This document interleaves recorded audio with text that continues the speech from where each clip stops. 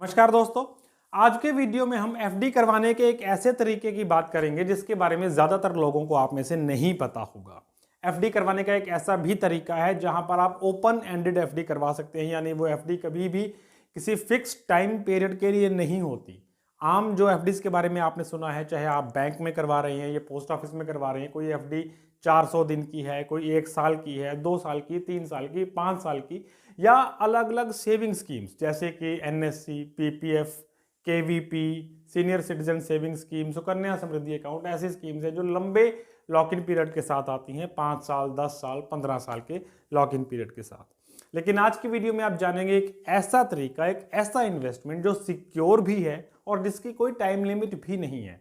वो चाहे आप करवाने के बाद 1 दिन बाद मैच्योर करवा लें, चाहे आप 10 सालों से बनाए रखें, लेकिन इसके लिए कोई आपको प्री मैच्योरिटी वगैरह वाली कोई कंडीशन लागू नहीं होती। जब भी तोड़वाएंगे कोई आपको पेनल्टी नहीं पड़ेगी।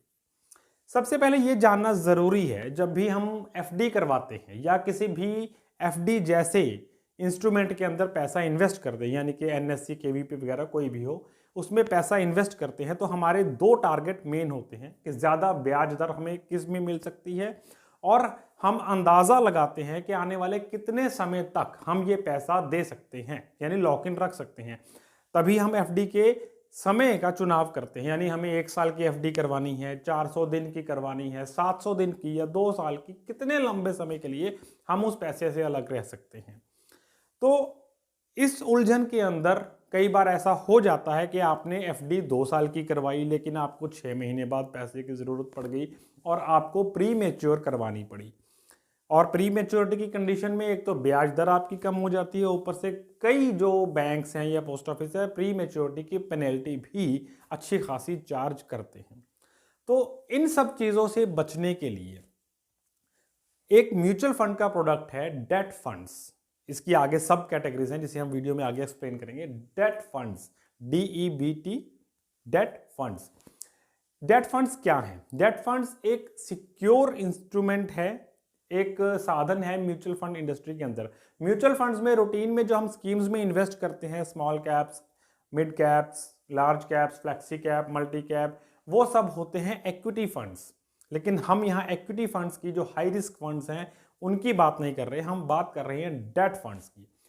अगर आपका टारगेट 8-9% का है तो आप डेट फंड्स से थोड़ा सा दूर रह सकते हैं। हालांकि उसके अंदर भी ऑप्शन आपके पास होती हैं हाइब्रिड फंड्स की, जिसमें कि 70-80% पैसा आपका डेट फंड में जाता है जो कि बिल्कुल सिक्योर रहता है, गवर्नमेंट सिक्योरिटीज में ही जाता है, और 20% पैसा सिर्फ आपका इक्विटी पोर्शन में जाता है, जिससे आपको 10-11% का ग्रोथ निकल कर आता है। लेकिन अगर आप उतना 20% वाला रिस्क भी नहीं लेना चाहते, आप चाहते हैं कि आपका प्रिंसिपल 100% सिक्योर रहे, तो डेट फंड्स आपके लिए बेस्ट है। डेट फंड्स में देखिए एक जो रिटर्न है वो आपको इतना तो नहीं मिल सकता कि आप एफडी से उसको कंपेयर कर पाएं, यानी कि 7, 7.5, 8, 9% नहीं मिलेगा। इसका नॉर्मली जो रिटर्न है वो लगभग 6% से 6.5% के बीच में निकल कर आता है। इन सम केसेस ये 6% के बाद बढ़कर 7, 7.5% तक चला जाता है, लेकिन एक सेफर साइड के लिए कहना ठीक रहेगा कि 6-6.5%, 7% भी होता है। 50% केसेस में 7% की प्रोडक्टिविटी निकल कर आ जाती है, लेकिन आप 6.5% की एवरेज मानकर चल सकते हैं। 6.5% के अंदर आपने इन्वेस्ट किया डेट फंड्स में। डेट फंड्स की सब कैटेगरीज हैं। लिक्विड फंड्स, जिसने बिल्कुल ही कभी भी इनको लग रहा हो कि ज़रूरत ऐसी पड़ सकती है कि मैं आज पैसा डाल रहा हूँ, मुझे 10-20 दिन में भी ज़रूरत पड़ सकती है, वो लिक्विड फंड में डाल सकता है। उसे 6-6.5% के हिसाब से उसका इंटरेस्ट मिल जाएगा। 6-6.5% एनुअल जो दर है उसे हम ब्याज नहीं कहेंगे। म्यूचुअल फंड्स के अंदर ब्याज शब्द जैसी कोई चीज़ नहीं होती, यहाँ रिटर्न्स हैं आपको उसकी जो जनरेट होती हैं। डेट फंड्स एक्चुअल में गवर्नमेंट सिक्योरिटीज या अलग अलग बैंक्स की सिक्योरिटीज में ही पैसा लगता है, वो शेयर्स में आपका जाकर पैसा नहीं इन्वेस्ट होता, इसीलिए वो सेफ होता है। तो जिस किसी को 10, 20, 30 दिन के लिए, 40 दिन के लिए अंदेशा हो कि मैं पैसा मुझे वापस निकालने की जरूरत पड़ सकती है, वो लिक्विड फंड्स में जा सकता है। जिसको हो कि आज मैंने कर दिया, हो सकता है मुझे 10-20 दिन तो अभी जरूरत नहीं है, उसके बाद कभी भी पड़ सकती है, 2 महीने में, 4 महीने में, वो अल्ट्रा शॉर्ट फंड को चूज कर सकता है। इसके बाद एक और कैटेगरी होती है मनी मार्केट फंड्स की, या डेट फंड्स के अलग इक्विटी के अंदर भी एक होते हैं आर्बिट्राज फंड्स। आर्बिट्राज फंड्स की टैक्सेशन अलग है। आर्बिट्राज की टैक्सेशन कैपिटल गेन्स के अंदर काउंट होती है, लेकिन जो डेट फंड्स हैं चाहे उनमें लिक्विड फंड्स हो या अल्ट्रा शॉर्ट फंड्स हो, वो उसकी टैक्सेशन आपकी रेगुलर इनकम के हिसाब से होती है। यानी जो भी आपको उसमें रिटर्न आएंगे वो आपके टोटल इनकम में ऐड होंगे और आपकी टैक्स ब्रैकेट के हिसाब से आपको टैक्स लगेगा। लेकिन आर्बिट्राज फंड्स रिटर्न उसके भी वही 7% के लगभग निकल कर आएंगी। आर्बिट्राज फंड्स अगर आप 1 साल से पहले बेचते हैं तो शॉर्ट टर्म कैपिटल गेन, 1 साल के बाद सेल करते हैं तो लॉन्ग टर्म कैपिटल गेन की थ्योरी अप्लाई होती है।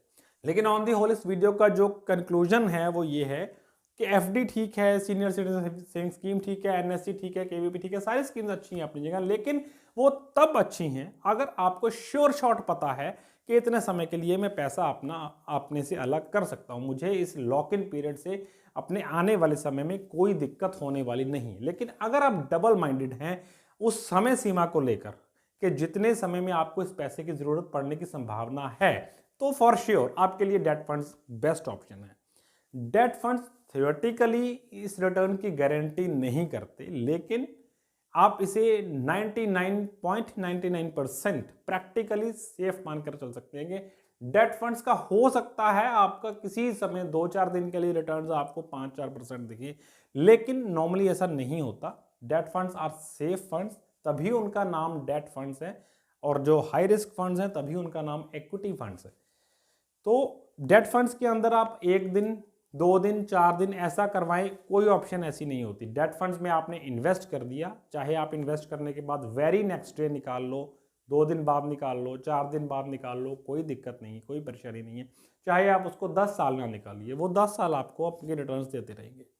अगर आपने मान लीजिए फॉर एग्जाम्पल 1 लाख रुपए डेट फंड्स में डाला है और आप पार्शली पैसा निकालना चाहते हैं, एफडी में तो अगर आपने 1 लाख की एफडी करवाई है तो पूरी एफडी आपको तोड़वानी पड़ेगी, चाहे आपको पैसे की जरूरत सिर्फ 25,000 की है। लेकिन डेट फंड्स में आप पार्शली निकालिए, 20,000 निकाल लो, 5,000 निकाल लो, 2,000 निकाल लो, जैसे आपका मन करे वैसे आप पैसा अपना निकाल सकते हो। किसी किस्म की प्रीमेच्योरिटी की पेनल्टी नहीं है, कोई रकम की बंदिश नहीं है कि 1 लाख डाला है तो 1 ही लाख एक साथ निकालना है, टुकड़ों में निकाल सकते हो। बहुत ही अच्छा ऑप्शन है दोस्तों। इंडस्ट्री ग्रो कर रही है, नई नई चीज़ें आ रही, नए नए इंस्ट्रूमेंट्स आ रहे हैं, लेकिन लोगों को जागरूक होना चाहिए, सभी तरह के ऑप्शंस का पता होना चाहिए। इस वीडियो को स्प्रेड कीजिए ताकि जिस किसी को इस तरह के किसी इन्वेस्टमेंट की ज़रूरत हो वह ज़रूर इसका लाभ उठा सके। और हमारे थ्रू अगर आप इन्वेस्ट करना चाहते हैं तो हमारा नंबर स्क्रीन पर इस समय डिस्प्ले हो रहा है, आप कोई भी क्वेरी है वहाँ हमें पोस्ट भी कर सकते हैं। कैपिटल ग्रो के साथ बने रहिए। थैंक यू, शुक्रिया।